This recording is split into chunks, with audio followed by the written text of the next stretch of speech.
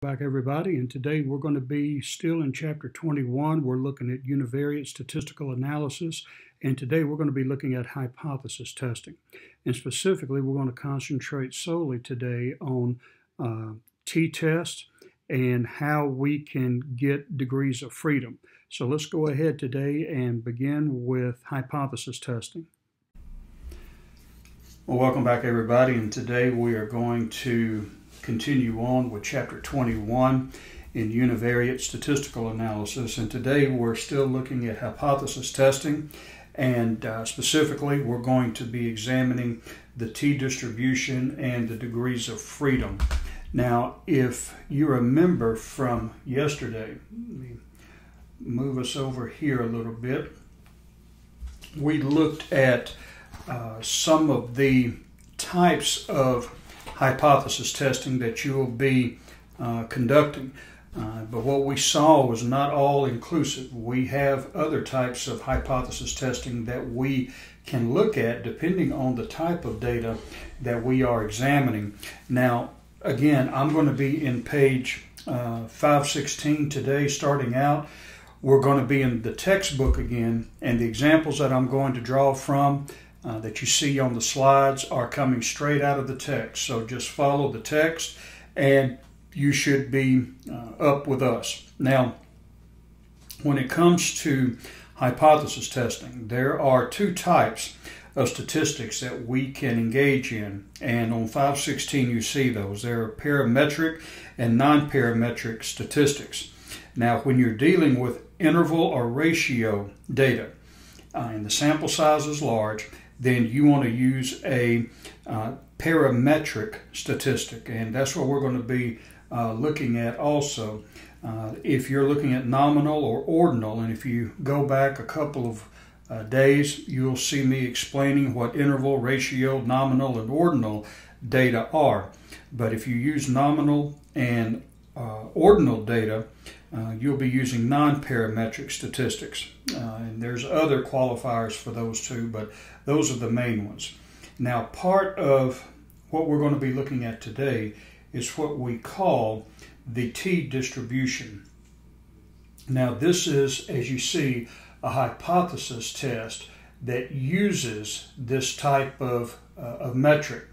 It's a univariate test, t-test, and it's appropriate when the variable being analyzed is interval or ratio. So what we're looking at here are parametric statistics. Now, as you can see, the formula for it is given to us here. T-test is equal to the x bar, or the mean, the x bar minus the mean, divided by the standard error, and then that comes up with the t-distribution. Now, there's another term also that we see here, and that's degrees of freedom. And that's the number of observations minus the number of constraints or assumptions needed to calculate a statistical term. And you see that here beginning on page 517 and also on page 518. And the way that they describe it is the degree of ability to move around with numbers. Now, if you take a look at the next page, on page 518, you'll see, and I'll explain this kind of to you, you'll see the t-distribution as it is described in the bell curve. Now, the higher the number, and we see here number 5, number 2, number 1, the higher the number, the more normal the bell curve will look, because it will fall in, because you have a larger sample size, fall into the normal constraints of a regular sized bell curve. Now, the degree of freedom, if you notice here on page 518, they give you an example and another way of looking at it. Notice here on this page, you have 4, 2, 1, x should sum up and equal to 12. Now, as you know, the only other number, or the only number that can complete this series to add up to 12 is the number 5. Up until that point, the first 3 numbers, you have a varying degree of freedom to be able to use different numbers to come up with that same total.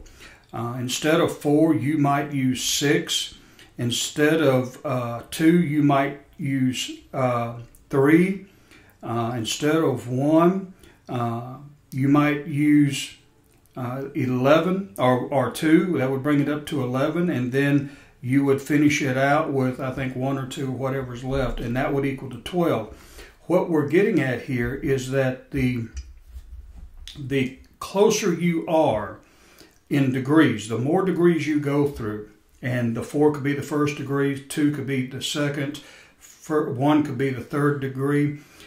You can play around with those first 3 degrees, but the 4th degree is going to be determined by the first 3. There's no other option but 5 to use if you're going to get that outcome.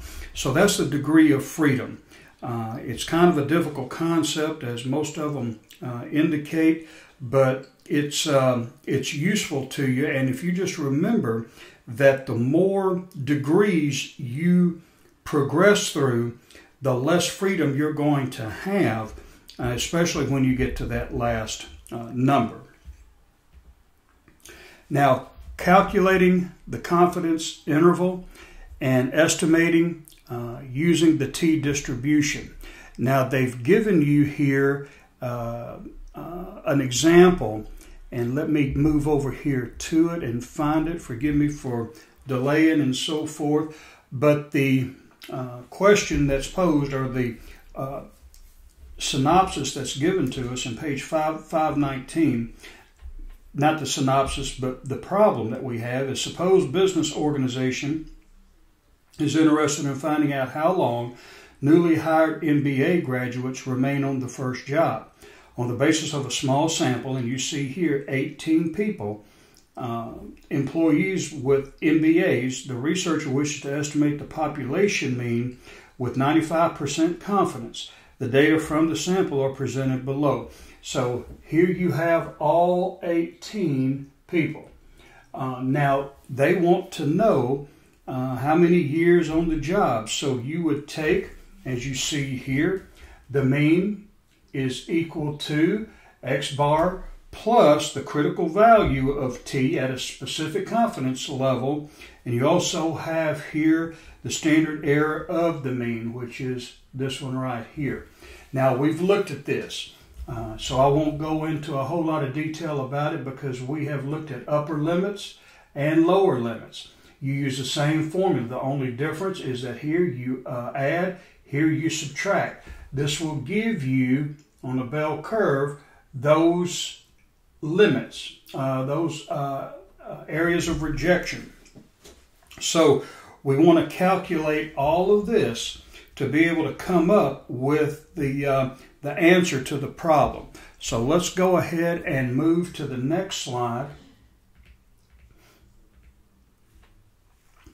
And you can just follow along with me. We calculate the X bar from the sample.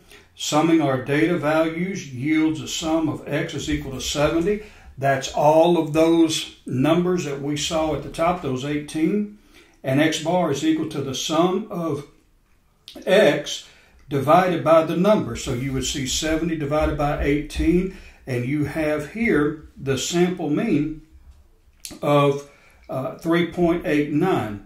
Now, since the standard deviation is unknown, we estimate the population standard deviation by finding S, which is the sample standard deviation, and for our example, as I say, it is 2.81. So we have here the mean, which we've seen is 3.89, and we see here S being the sample standard deviation is 2.81, and then we see here the number is 18. So now we just do the statistics, we do the math, and that's equal to 3.89 minus 2.12 multiplied by 281. divided by the square root of the number, which is 18. And that gives us 2.49. Now, we subtracted here. All we're going to do is add here. And that will give us our limits. Our lower limit will be 2.49. Our upper limit will be 5.28.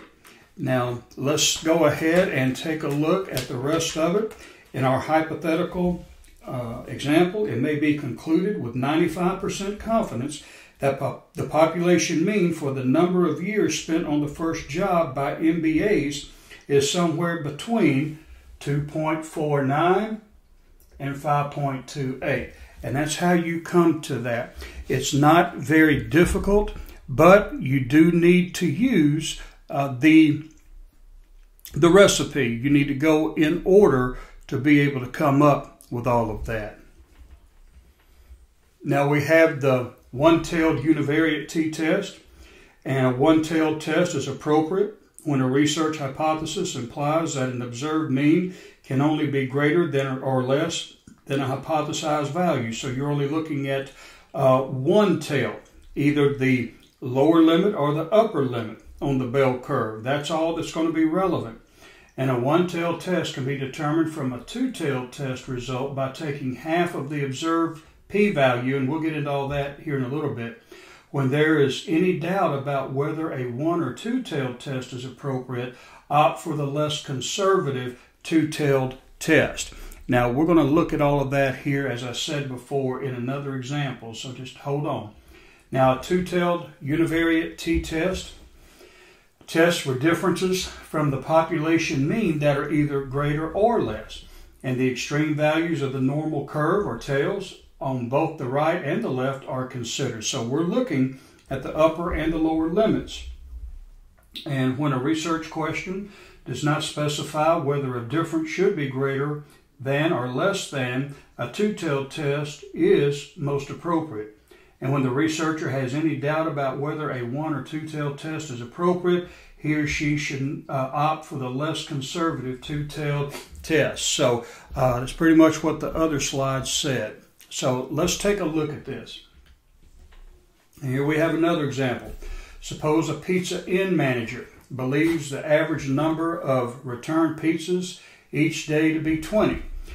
The store records the number of defective assemblies for each of the 25 days it was opened in a given month, and the mean was calculated to be 22 and the standard deviation to be 5.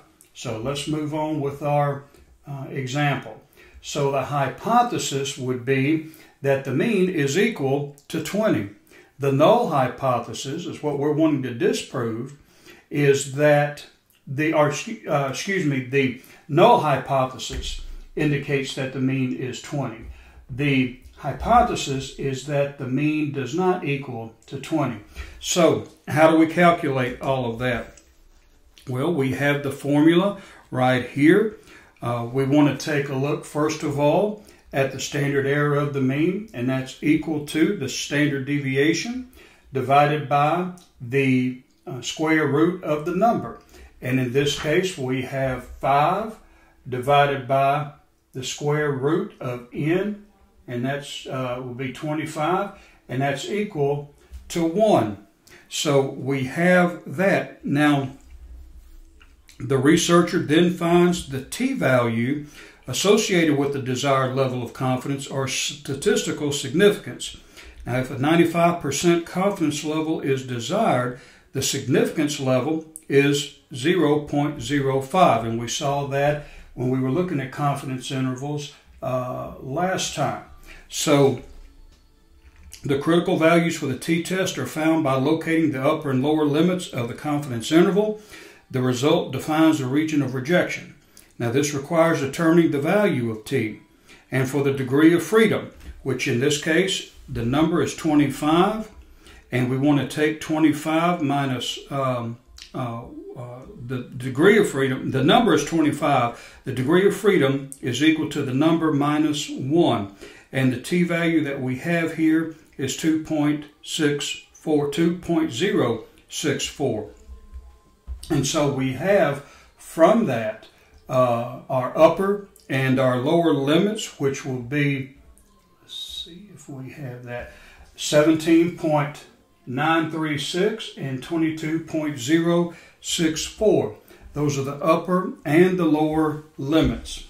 Now, after that, we want to see that finally the researcher makes the statistical decision by determining whether the sample mean falls between the critical limits.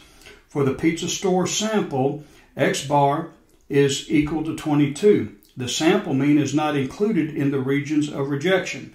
Even though the sample result is only slightly less than the critical value at the upper limit, the whole null hypothesis cannot be rejected. In other words, the pizza store manager's assumption appears to be correct. So the 2 here is less than the critical t-value of 2.064 at the 0.05, which is 95% confidence level, with 24 degrees of freedom. So the hypothesis would not be supported in this case. Today we took a look at t-test and degrees of freedom. Now, as you can see, when it comes to looking at confidence levels and testing hypothesis, there are different types, univariate, bivariate, multivariate, and when it comes to parametric and non-parametric tests, what we're looking at today are the non-parametric, which means that we're looking at ranges and intervals. So that'll be enough for today, and tomorrow we will continue on with this chapter. Until then, you have a good day, and we'll see you then.